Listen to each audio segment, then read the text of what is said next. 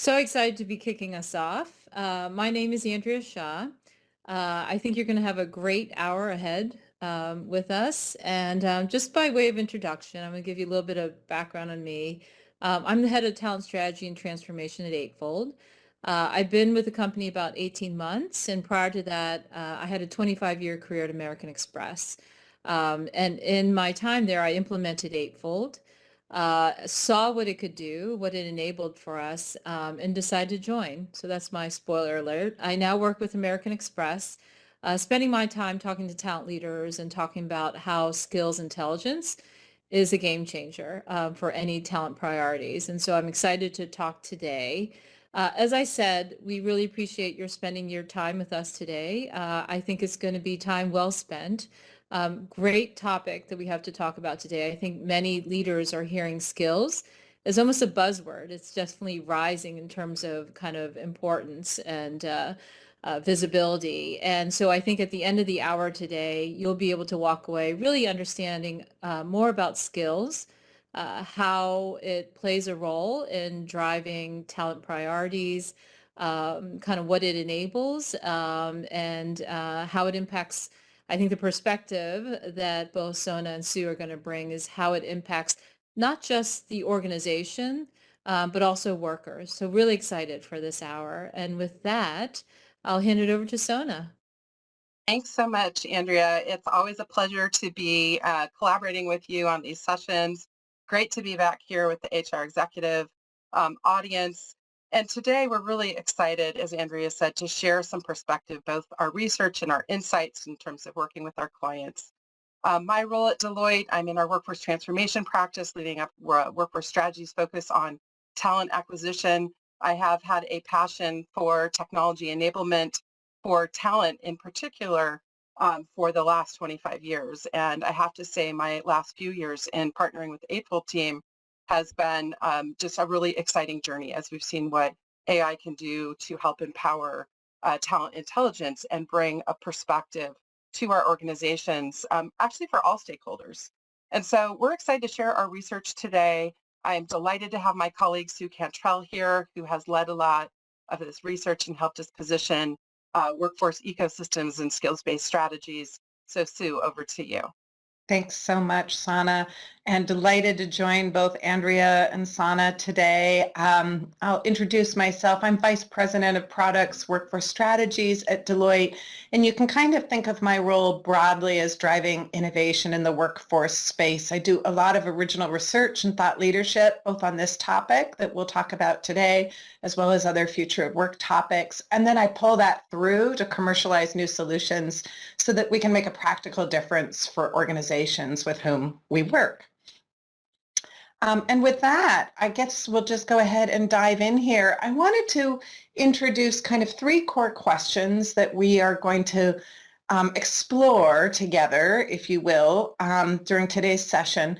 And the first one is really just revisiting what we mean by who is a worker. So traditionally, we've always thought of workers as kind of being employees in jobs. So when we as workers think of work, we think about our job, and managers direct work in jobs. And of course, when you think about all of our HR and talent practices, they're all based on the notion of the job. But we think it might be time to rethink what it means to be a worker. We'll explore that today, taking a more holistic approach, thinking about beyond employees and jobs and viewing workers as kind of unique individuals rather than solely as kind of job holders in more standardized jobs.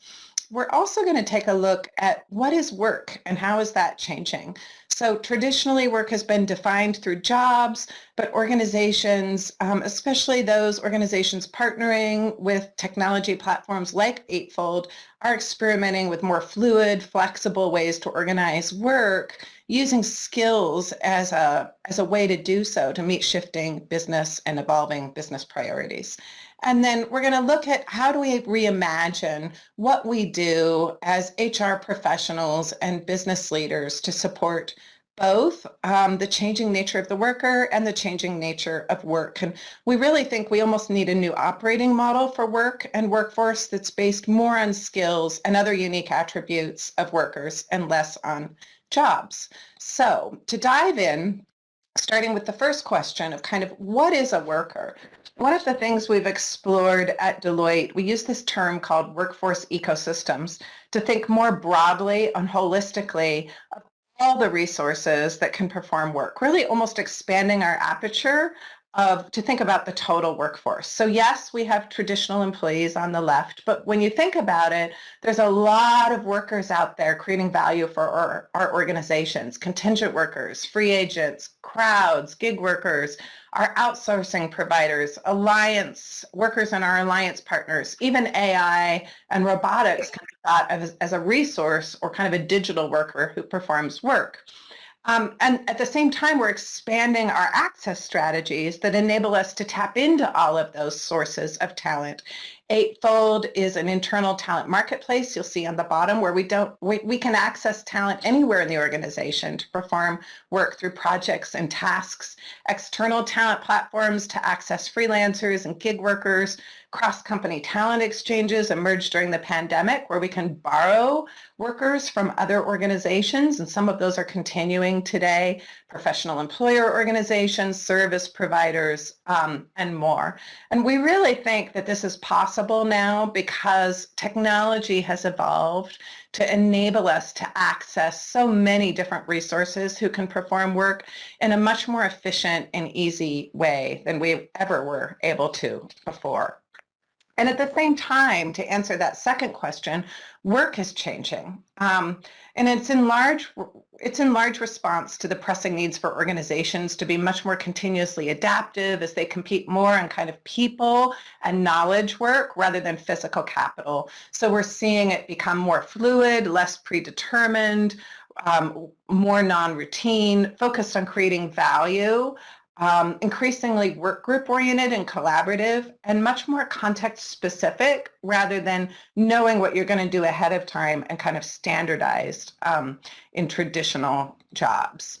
So our answer to this, to set this up, is transforming into a skills-based organization. I think that's a big piece of how we can meet the evolving needs of what we think of as workers and evolving changes in work. And really, a skills-based organization is uncoupling work from formal job descriptions and thinking about workers as being viewed as a portfolio of skills and capabilities and other unique attributes rather than just as job holders.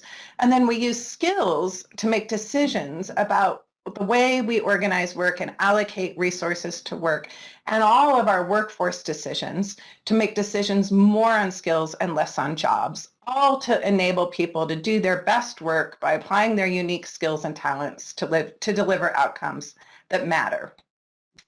So to explore this concept, we did some research at Deloitte. We surveyed business executives, HR executives, and workers globally across 10 countries. And we also did a number of qualitative interviews with executives, with thought leaders, HR professionals, business leaders, and the like. And that's part of what we're going to share with you today. I think the big message here is that skills are increasingly important to address the evolving nature of work. So 98% of HR and business leaders that we surveyed say they're planning on moving more towards a skills-based organization. 89% say skills are becoming more important for the way organizations are defining work, deploying workers, managing careers, valuing workers. And there's a lot of experimentation going on right now. A lot of pilots, organizations trying skills-based hiring, different initiatives related to skills. So 90% are actively experimenting. But in reality, it's really less, about 1 in 5, less than 20%, are really adopting skills-based approaches to a significant extent, meaning across the organization, beyond pilots, in a clear and repeatable way. So we're at the beginning of this journey. There's a lot of excitement, as Andrea said, a lot of buzz around skills, but we're really just starting. And I think of it as an ongoing long-term evolution that we're starting to embark upon. Yeah, and Sue, it's interesting when I think about the study we do with Fortune and CEOs to get their sentiment. one of the things that we continue to see is the prevalence of focus on talent, really, right? It's the number one concern on CEOs' mind. It outstrips all others by about 60%. And I think it's very synergistic with this message about evaluating and trying how to adopt skills-based strategies to start to address that talent conundrum. Absolutely, absolutely. Um, One of the big drivers of organizations adopting skills-based approaches is skills shortages and talent shortages. We all know that we need people to compete and realize our business strategies. And in a tight labor market, we need to be increasingly creative about the way we source people. And it's interesting, going to the next slide here, when we think about skills or being more creative in the way we source people, it's not just hard skills, right? Or the technical abilities there on the right. It's also about, and we all know all the research about how important those human capabilities are, things like emotional intelligence, critical thinking, teaming, collaboration, those kind of soft skills are really important. And then I think one thing that sometimes many organizations miss is the idea of potential as part of skills. And what do we mean by potential? Adjacent skills, near skills, they can be almost just as important or perhaps sometimes more important than the actual hard skills you have. To Andrea's point, that will open up opportunities for workers like never before to explore new areas, to be hired into roles that they might not have had prior job experience in or have the direct skills needed, and those latent skills, that all of which can be used as a basis or foundation to be developed that will lead to future success. Yeah. And I think that's such an important point about the combination of type of skills. And often when people think about using technology, they're thinking about those hard skills to Yeah. uncover and understand proficiency levels of these skills. One of the things I think is compelling when you look at the model that Eightfold has with AI, and we've been talking a little bit about this lately, it actually addresses 2 points here. One, certainly the complexity of the data that is available with half the world's workforce insights gives that deep insight into technical abilities, but also to those very human characteristics. Yeah. And the fact that organizations can actually take their bespoke or their specific insights around what makes people successful at their organizations and ingest those into the model and use that as part of their AI capabilities is I think, another evolution of that. And then ultimately, Andrea, I mean, you can address this. The potential equation is such a fundamental part of the message that we hear from Eightfold in terms of the way in which the platform can enable that. Yeah, totally agree, Sona. I think that's one of the most powerful things that we're seeing our customers leverage now is the ability to identify candidates, whether employees or external candidates, their potential to learn new skills, especially those skills that everyone's right now fighting for, competing for. And I'll talk a little bit more about that and how that works because Eightfold has a scientific way of being able to identify that. And I think that's really exciting. It's not, it definitely gives a high uh, ability for individuals to identify other workers that have the potential to learn a new skill. So we'll talk a little bit more about that. It is really exciting, and I'm so thrilled to see Eightfold's advances in that domain. Um, just wanted to highlight one thing on the right, which is that skills is an important piece of the equation, but there are other pieces of data on people that we want to capture too. We don't want to over-index solely on skills, and ultimately we imagine skills as being kind of the starting point, but being able to collect data on people's interests, their passions, their motivations, what is their work style, what are their preferences, what are their needs, all in service to see people as kind of full individuals and then make better decisions about them, whether or not that's deploying them to the right type of work or other types of decisions. So one of the interesting things we found is, when we think about the fundamentals of a skills-based org, is thinking more about skills and less on jobs when you make decisions about work in the workforce. And we asked both workers and business leaders about the relevance of the job. And we were really interested to find here that The notion of the job is it, obviously we still have it, but it's becoming increasingly less relevant. So when we asked workers, we asked them, do you perform some work outside of the stated scope of your job responsibility? 71%, the vast majority, said yes, and leaders agreed. You can see there on the right that 63% of leaders said that work is being performed in teams or projects outside of people's core job descriptions. And of course, that's something that Eightfold can help support in a more formal way. A lot of this is informal right now. Only 24%, less than a quarter of workers say they do the same exact work with others in the same job title and level.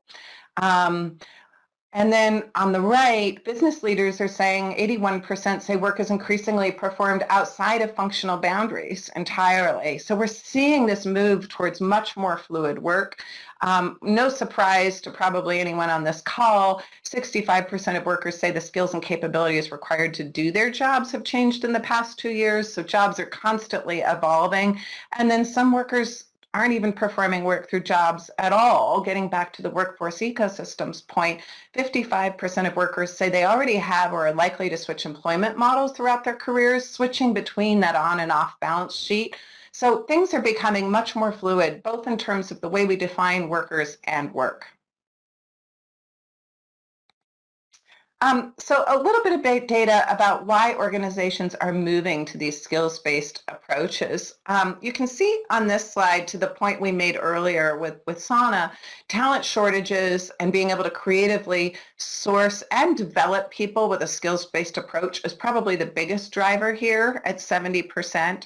And the next one, 68%, leaders know that workers have different expectations of their employers than ever before, and they want to be able to meet those.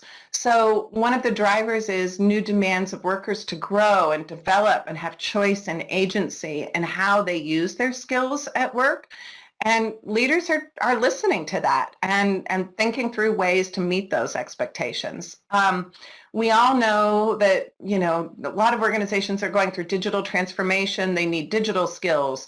Organizations trying to meet climate and sustainability goals need green skills. So there's always these emerging skills that are causing organizations to have a focus on a skills-based approach, needing better organizational agility, better DEI. When you think of people as individuals rather than just job holders, it has significant DEI implications. And then, of course, to the workforce ecosystems point, greater use of non-employment arrangements. We need to be able to have almost a common denominator between our employees and our external workers who don't have jobs at all, and skills can be that common denominator and create kind of a consistent operating model for your total workforce.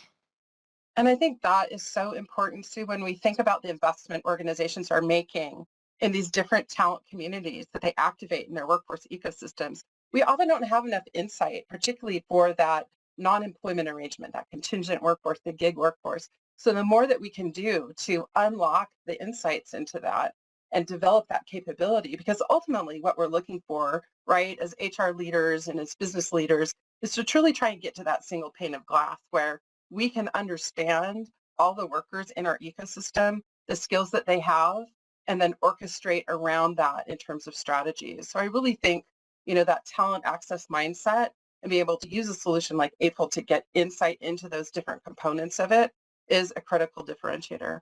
And then just one more thing on that diversity, equity, inclusion point that you made. I think we've seen such, a focus on trying to enable the equity lens of that, right? Moving from planning to actual action. And 110 is a great example of that, of coming together to form, this coalition of employers, community engagement partners, and talent developers to really help empower, this strategy to help provide 1 million Black Americans with career sustaining opportunities over the next 10 years.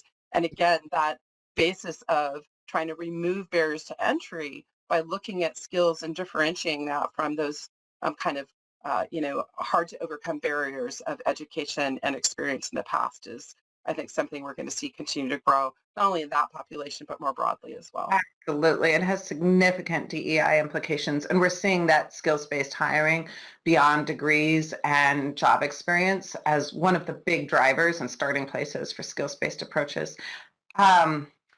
I thought I'd also just show some interesting results from the research. We did some statistical analysis around those organizations, that 1 in 5 that were more advanced in skills-based practices, and we found a strong link to multiple results. They're able to place talent more effectively, retain high performers, have a positive workforce experience, be known as a great place to grow and develop, achieve greater agility, innovation, efficiency, and to our last point, Asana brought up inclusion. So it makes a difference, bottom line. And I thought I'd turn it over to Andrea here to talk a little bit about how she's seeing skills related to growth.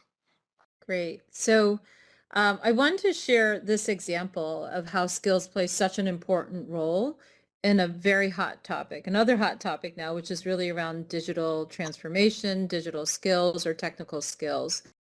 I think as talent leaders, this is a important, very common pressure point that's coming up, in the organization. So I want to share some data that Eightfold has, which I think is really interesting to see. As Sona said, we have half the world's workforce worth of data, so we have great intelligence. So I'm going to just set this up because there's a lot of data on this page. So what I've done is pulled together data.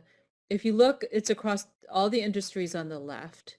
The first column with numbers is what we see as the IT skills penetration by industry, right? So you can see, for example, for retail, we see a 3% penetration for digital skills and IT skills. Insurance is 6%, banking at 15%, et cetera, et cetera. What we also took a look at is those kind of technical companies that are really focused on digital, like e-commerce, insurtech, fintech, as kind of really strong and fast-growing competitors in different industries. And what you can see is there's a much higher penetration rate of skills for digital skills. Right. And so what this is basically showing is that most industries are far behind in terms of growing their digital skills, especially when you compare it to competitors that are really strong in terms of having that skill penetration and growing at a much faster rate. What I'd like to emphasize on top of that is also you can see for the industries, you've got other emerging trends like renewable energy for oil and gas, biotech for pharma, and 5G for telecom. So all of these trends really underscores the importance of a skills approach, right? Because that is really critical to build the skills that, an organization is looking for. What I also love too is, organizations can think about this from the perspective of you can acquire these skills, but you can also build these skills. So again, in order to build the skills in your organization, it's really great to focus on where you've got kind of adjacent skills, where you've got individuals with the likelihood to learn new skills successfully, and what that mobility can look like. So that's the power of skills intelligence. It really kind of unlocks these type of insights and then helps really identify areas where you can grow the skills within your organization and also helps fine tune how you acquire those skills. So really important aspect right now for a topic that we're seeing a lot of pressure for talent leaders. Thanks, Andrea. So we thought we'd go next into kind of laying out what a skills-based organization looks like in practice. And we think of it as almost four key elements of this operating model. One is to kind of what we're calling develop a workforce of one, meaning see workers as individuals, not just as job holders. To free them to be able to show their unique portfolio of skills and capabilities and all their individual attributes so we can see them fully as whole individuals to make better decisions based on them. The second one is being able to make decisions about work in the workforce based on skills. And that goes throughout the entire talent life cycle, every HR and talent practice, performance management, to rewards, to hiring, to deployment, to be based more on skills and less on jobs. The third one in the bottom left is really to think about reorganizing work less in terms of jobs and more in terms of a portfolio of structures, including, but beyond the job, using skills as the heart of it. So being able to be much more fluid and agile in the way we deploy skills to work and organize work. And then powering this all is kind of the engine behind this, the skills hub. That's our skills data, our skills tech, governance, and more, to be able to kind of be the engine that powers all of the three above. So we're going to go into a little bit of each one. We're going to start with developing a workforce of one. A couple data points here I think are interesting. Workers, of course, want to be seen as individuals, not just as job holders. But when you look at the data points, only 26% at the far left strongly agree that their employer treats them as whole, unique individuals with portfolios of skills. And they're not realizing their full potential. I think this is a really powerful and interesting data point. Just a little over a quarter of workers strongly agree that their employer is using their skills and capabilities to their fullest potential. So imagine the value we could unlock, not only for workers, but for our own organizations, if we could enable us to use those skills and capabilities of what workers have, which are oftentimes obscured by the job. And of course, workers say they value skills-based practices. About 3/4 say it would improve their experience at work, and that they would be more likely to be attracted to and remain at an organization that grants them agency and choice in how they apply their skills. I'm going to turn it over to Andrea to talk through an example of how we can see workers as individuals with skills and then the opportunities that can unlock for them. Yeah, no, I love this example. This shows you the possibilities when you have the skills insights on individuals. So here's an example of a role that is currently we see in our data is declining, and that's a systems analyst role. And within that box, what you can see, these are the common skills for that type of a role. On the right, what you see is a rising role, which I think everyone can identify with, is just a cloud engineer. And you can also see the skills associated with a cloud engineer role. What we've done within those roles is we've highlighted in green the skills that are kind of direct overlaps, common between the two roles. And then yellow are kind of related skills, right? Skills that are related to the other roles. And so as a result, what you can see here is you can see there's a high degree of skill overlap between a declining role, which is a systems analyst role, and a rising role that's really growing quickly and important for the future, which is a cloud engineer role. And what's great for that for talent leaders and even for workers, for talent leaders, they'll be able to, identify areas to focus on for the skills they want to grow in their organization, and to be able to do that successfully and efficiently, right, is really kind of focusing on these roles that are declining and being able to kind of upskill their workers. And I think that's the beauty of this story. It's kind of a win-win, right? Because the organization is building the skills they need, but the workers are also building the skills to make them relevant, right, for the future. And I love this story because I think it's really kind of path where a lot of talent leaders want to go, right? Being able to take your workforce and your workers in your organization to help them and retain the strong workers that you have, and also grow the right skills for the organization. So just want to share this as a great example. It's an amazing example and so inspiring about unlocking opportunities for both organizations and workers. Thank you, Andrea. The next section or element of a skills-based organization operating model is really using skills to make decisions about work in the workforce as kind of the red thread, if you will, throughout all of our talent and workforce practices. So we, in our survey, we asked leaders in organizations to tell us about which workforce practices they're taking a skills-based approach with. You can see the first data point is those are the organizations that are doing it to a fairly significant extent at scale. The next data point is they're experimenting with it, right? They're not there yet. They're running some pilots. It might be in one corner of the organization. And then the third data point on the right is the percentage of workers who say that taking that skills-based approach would improve their experience at work. So you can see here, we've talked about skills-based hiring, how important that is in an era of talent shortages, getting more creative about sourcing and hiring based on skills. And also, as Sana brought up, the DEI implications, the Business Roundtable is on this, 110 is on it. And we see so many organizations shifting from hiring based on degrees or prior job experience to skills or even adjacent skills, near skills, and potential. Couple other ones to highlight would be skills-based talent marketplaces, which of course I'm going to open that up to Andrea and Sana because this is Eightfold's, among many of Eightfold's sweet spots.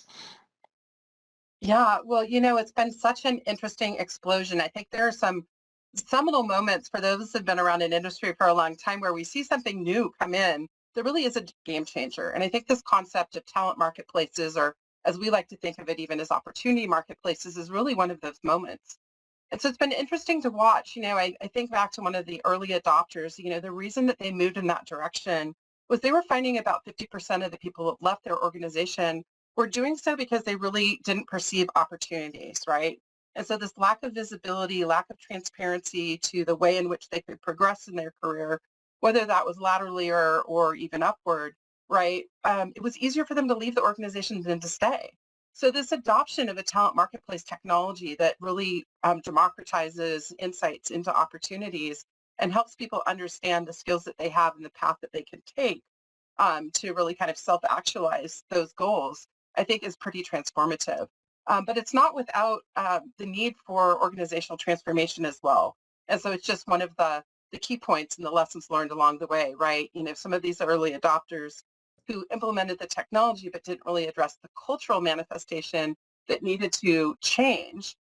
So those internal barriers that we might have about time enroll before you apply for something new, or how long you have to be enrolled before you transition, you really have to kind of strip those away and challenge those old orthodoxies. And so, in this particular example, that organization, had to make a critical decision at the C-suite to fundamentally change their cultural norms and really open it up for movement. And it has been completely transformative, right? In the way in which people are now able to access new opportunities and mentoring and gig work. But also interestingly, from a business outcome perspective, in addition to retention and that, the change in culture, it also unlocked a tremendous amount of untapped productivity. And that's, always something that we can take as a win as an organization when we can do that, and particularly important as we continue to have disruption. So, Andrea, thoughts on Yeah. this part of the equation? Yeah, that's so well said, Sona. I think one of the other big barriers I would add to the list is leaders, people leaders. The norm is that they protect their best talent. And unfortunately, if you don't allow your best talent to move, they will look externally, right? If you prevent them from looking internally, they will look externally. So I think there's a realization that the change is really critical, and the thinking around this is really critical, especially through a lot of the resignations that people have seen in the past year. What I also say about the talent marketplace, if you put yourself in the shoes of a worker, which we all are, like you want to work at a place where you're going to have a great career, where you're going to be able to move to different roles and learn new things. And so people are going to be looking for that in the organizations that they're going to. And so providing the support for that and having the metrics that show that you support that with things like a talent marketplace, with the transparency of opportunities and the matching to roles across the entire organization is quite powerful from that standpoint. And I think that's a big change. I think, Sona, as you talked about, lots of changes involved there. However, it's the right thing to do to enable empowerment, transparency, and mobility. So I'd underscore that. And then one last point, if you look across all this, right, all these enabled, these areas of enablement, from jobs to teams to the marketplace, the common theme here is that you have a workforce strategy, right? You know, or you will know, you should know the skills that you're going to need to drive the business outcomes, right? Every organization has a different objective strategically, and they're going to need skills to drive those objectives. That's fundamental. And so that strategy around the skills that you need should weave, I think we talked about the red thread, but that should weave through all these strategies. It should not be separated by initiatives in each of these areas. It shouldn't be siloed. It should actually be consistent. And that's the power of driving your strategy at scale. Just wanted to highlight that. So true. Yeah. And when you look at it, we have a whole nother slide on this. To Andrea's point, this can be the common denominator that brings across all of our capability areas, because it threads through everything, right? I mean, on this next slide, we see how it impacts careers, learning and development, performance management, workforce planning, job architecture. Everything we do as HR professionals, we need to come together in not a siloed way to be able to have that strategy. And I love your point, Andrea, about leading with the why. And skills can help meet multiple whys or business objectives. Yeah. And this last one here, I love the collaboration that we're doing right now between our organizations on this skills-based job architecture strategy. And if you think about transforming work, re-architecting work, it's a conversation that we have often with our clients, but it's also something that we're having with ourselves, right? Like, how do we help use these technologies and these skills insights to literally transform the way that we're helping do job architecture from a skills lens, and making sure that we bring an industry perspective and an organizational perspective to bear on that to align with that strategy. Right. Well, great. I think, Andrea, you were going to talk through a couple examples of some skills-based practices that Eightfold is working on. Yeah, so I think this is really interesting. This is a lens, again, on the application from a worker perspective, right? So I shared the example earlier. If I'm a systems administrator and I want to look for a role that's really rising in the future, a cloud engineer has heavy overlap. There are other roles too that can be identified that have high overlap, like a business systems consultant or a DevOps engineer. Those are two other examples of pathways that an employee or worker can take. And when they can understand how they match to future roles, they can also understand what skills they need to build and develop, right? And I think that's really powerful. I think the one thing I'm going to point out here is empowering your workers is the most powerful thing you can do, right? To allow them to really identify the pathways they want to take, the areas of interest that they want to learn. If I look at the systems administrator role, I know for me, programming is not a strength for sure. So I probably wouldn't pick a cloud engineer or DevOps pathway, but boy, the systems consultant pathway would be a great one for me with a lot of transformation kind of experience that I have. So what's great about this is it's not a leader telling a worker which direction to go. You're really empowering them to make a decision around the pathway that they'd like to choose. And I think that's so important here. And I think that we talked earlier about potential, and here's a great example. I'd love to kind of bring this to life. But if you take a look at roles on again, a lot of information on this chart. If you look on the left, you'll see the skills that are in bold. These are some of the common rising skills and probably the skills that are most in demand right now. I think most talent leaders would recognize that. What Eightfold has is we have such a depth of data. We're able to see the skills individuals have before they're able to successfully learn a new skill. So to the right of the bold skills, you'll see what we call adjacent skills. So these are the skills that we see that are common that workers have before they're able to learn the skill highlighted in bold, right? And so we call those adjacent skills.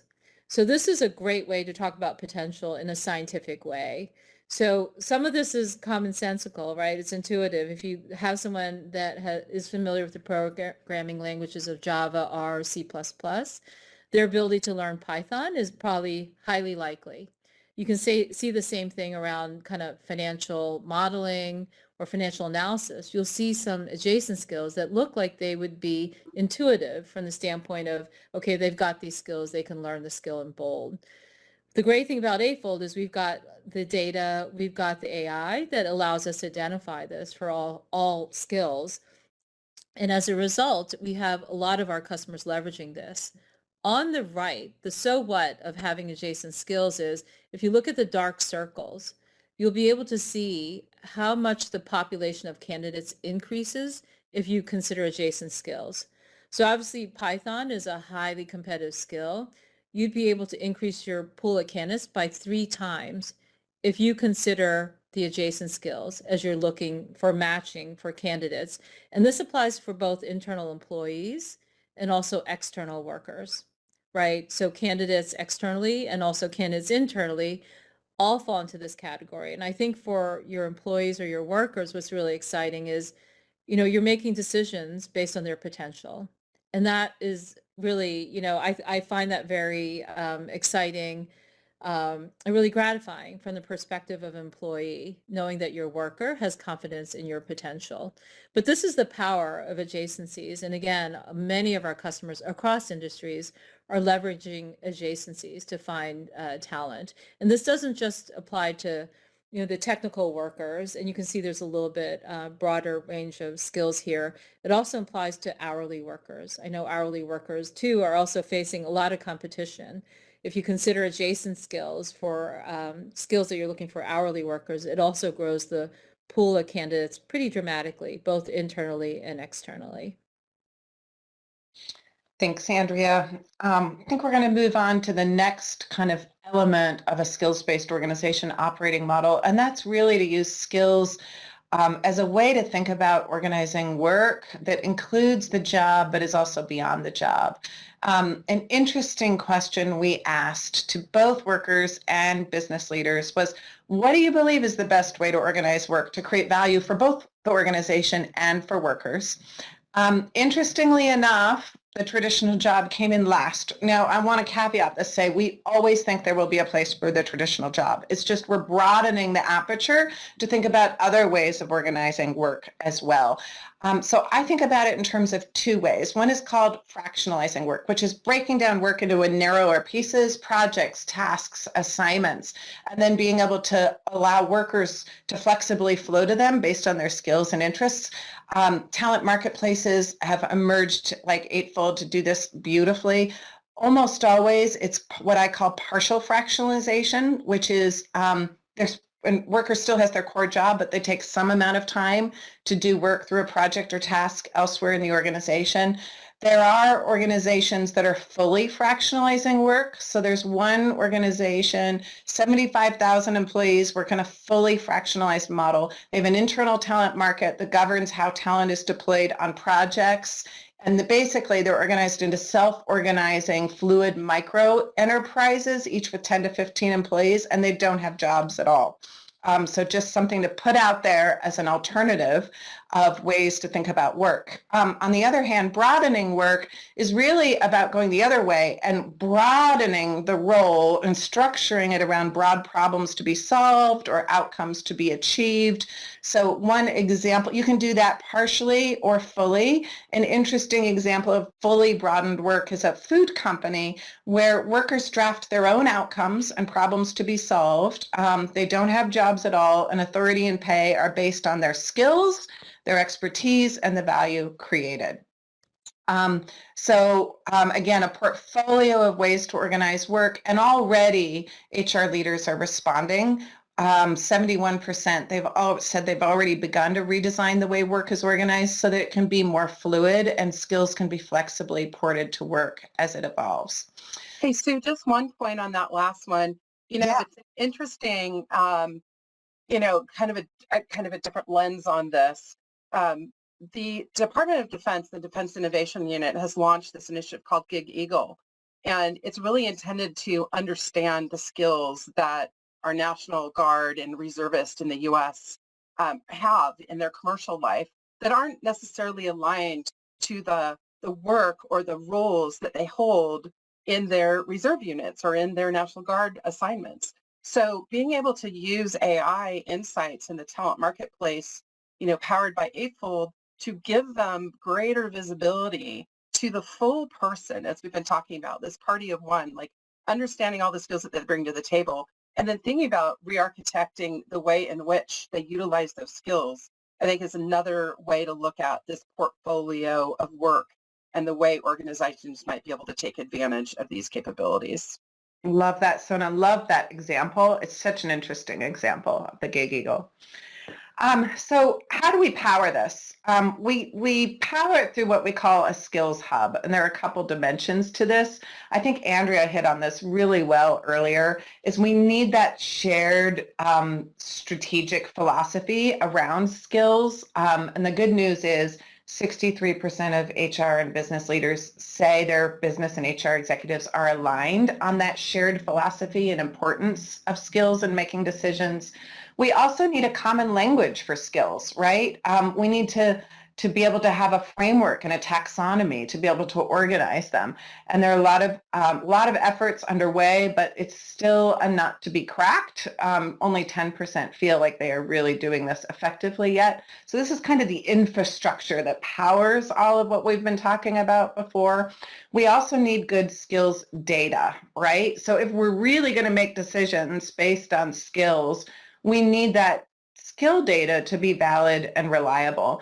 We're somewhat there with hard skills. You can see 68% of leaders say they're confident that the data they have on their hard skills of the workforce is verified and valid. Less so on human capabilities, we're at 48%. What I found a little concerning was that only 39% of leaders strongly agree they even know what skills their workforce possesses.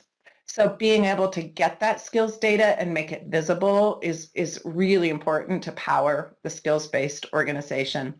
Yeah, Sue, on that point, just one quick observation, that's the kind of question we're getting so frequently from our clients. Can you help us understand the skills that we have? Yeah. And, those strategies and tools that we use to do that have certainly been evolving. And one of the things, Andrea, I know that you introduced in the release back in August was kind of this enhanced capability to be able to see, take the framework of skills that get defined for these roles or job families, have people give them insight to here are the things that the skill portfolio that we believe are relevant to your job. Have them self-assess it, but then give that manager framework and insight in terms of how the manager does it. And then really interesting data, right, of that comparison between the self-assessment of proficiencies, the manager view of proficiencies, and layering it on top of the AI view of the proficiencies is really starting to give us a different lens on that. Well, what's amazing to me as I look at the data is that, so when you look at jobs, they don't look like they're changing from this perspective of job titles. But when you look at the skills that are growing and changes for the skills required for those jobs, that's changing dramatically. As a matter of fact, for some of the roles, we're seeing a change that kind of has a 3 to 5 year kind of window of dramatic shifts from kind of being not very prevalent to one of the most prevalent skills. And therefore, when you're taking a look at your roles, most leaders tend to look at what they've always looked for the role. I think having this intelligence helps really kind of allows the leader to really think about, okay, what do I really need in the future? Have I really thought about everything and where direction I'm going to go and what I'm going to need? And it informs them so that they're future ready. And they're also being rigorous, right, as they're looking for the skills they need. I love that. And I love the point about triangulating multiple sources of data that Eightfold enables. You can see here we asked what kind of sources of skills data do you use? And very few organizations are still using AI to infer skills, which is at the bottom. But the power of Eightfold, I think, is being able to take all these disparate data sources and really get a robust sense of what the skills are. The last element in a skills hub is really what we call skills governance. So who owns the transformation to a skills-based organization? Not surprisingly, HR, the CHRO, has come out as being the primary owner. What's interesting here, though, is we don't have this data point on the slide, is that when we asked both business and HR leaders who should own it, 90% said moving to a skills-based organization is going to require a transformation for all functions and leaders, not just HR. So when you think about it, Finance is going to need to change the way it values work so HR can set compensation levels. Procurement is going to need to assess and deploy skills when hiring freelancers. Strategy and operations are going to need to think differently about how to structure and organize work in a more fluid way. And it's really going to change the role of HR, moving HR away from kind of managing employees and jobs to more orchestrating work in workforce ecosystems with more fluid ways of working. And we're just going to talk a little bit about getting started. Quick highlight on this slide. Most organizations are starting with 1 or 2 skills-based practices, primarily ones that are closest to skills, skills-based learning and development, skills-based hiring. There's some skills-based talent marketplaces in there. Less mature are things like skills-based rewards. So it's important to start where there's low-hanging fruit, where there's a burning business need, and just build out from there. I'm going to turn it over to Sana to talk about how skills can be at the center of a worker journey. Thanks, Sue. We like to paint this picture really as the vision of the future, right? And it's helped to kind of encapsulate how we can move from these siloed sort of strategies to really thinking about it as a fluid navigation throughout someone's career. And so when we think about it on the left-hand side, we're really focused on talent acquisition. How are we connecting into the marketplace? And what are the tools that allow us to do some sort of a transformational journey in the way in which we capitalize on the investments we've made in our talent communities? So in this example, we're reconnecting with an individual who was an intern and they're an alum with us, but we might never have rediscovered them. So this concept of talent rediscovery is incredibly powerful by using the connectivity of the skills that we need for a role or for our organization and being able to allow individuals to be reconnected with us through that. So we can use candidate relationship management campaigns to draw people in, but then ultimately we're giving these candidates agency to be able to use transparent AI to see how their skills match with the skills that are needed within an organization and really serving up to them those opportunities are the best fit. One of the things that's fascinating about this is it is really making a difference in terms of engagement, in terms of people coming in, evaluating new opportunities, and actually completions in terms of applications online. And then one of the things that we found really insightful was this transparency for individuals, and the reason that we're seeing these completions go up across all demographics, but in particular women and other underrepresented groups, is by seeing how close they match and seeing that the organization is giving them a pathway.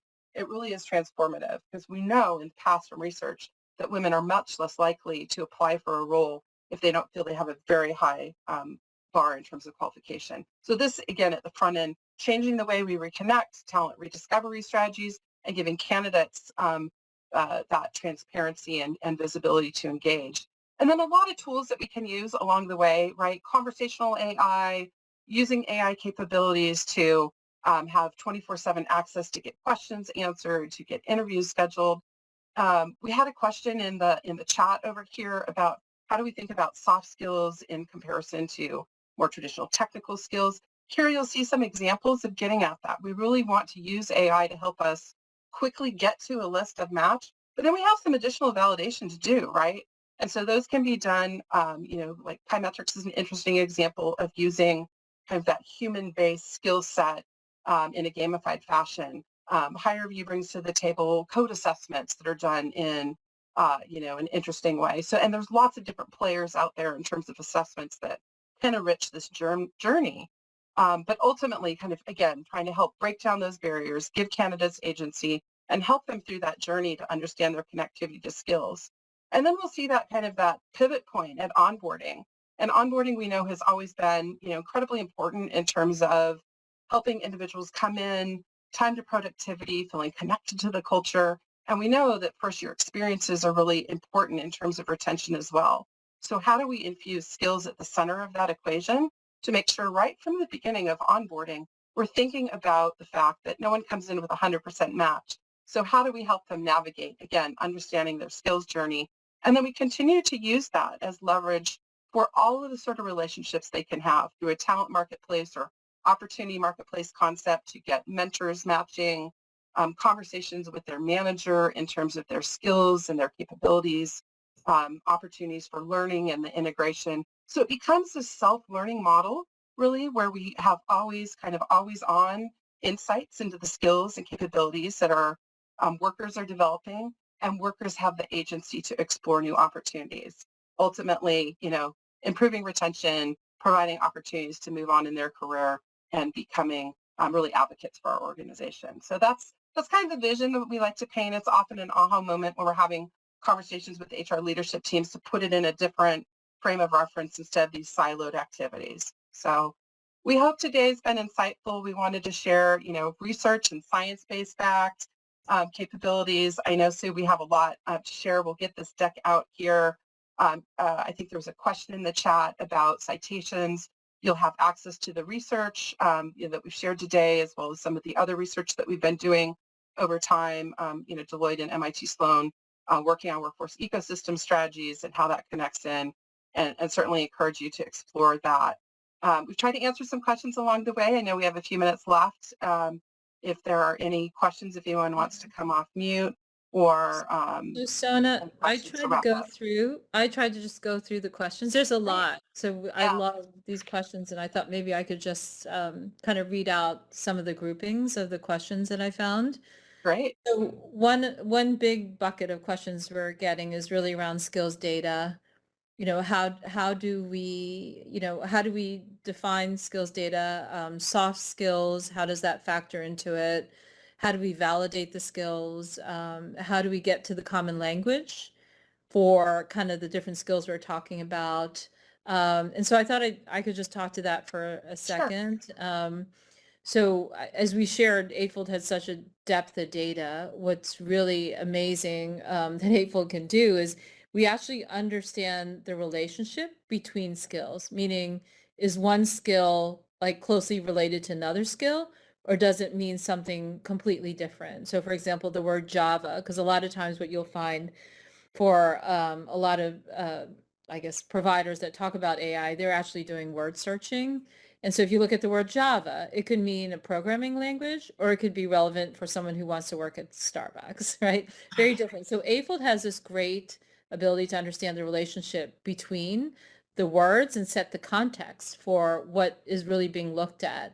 So that means your candidates, your employees, your leaders don't have to use the exact right words, right? And that kind of really helps get to really the talent that you're looking for. From the soft skills perspective, we are definitely able to do matching on a certain groupings of soft skills. We're working now with an executive recruiting firm to look at it more broadly, to really figure out how we can enable really the power of matching based on soft skills, which are oftentimes leadership skills for the most senior roles that you're trying to fill. So those are some things we're working on with other partners. And then in terms of validating the skills, when you have as much data as Eightfold has, we can see when someone applies to a role and claims that they have a skill, based on the roles that they've held in, over their career, we can identify whether this is a skill to delve into more because we don't see it as a common skill across the roles that they've listed,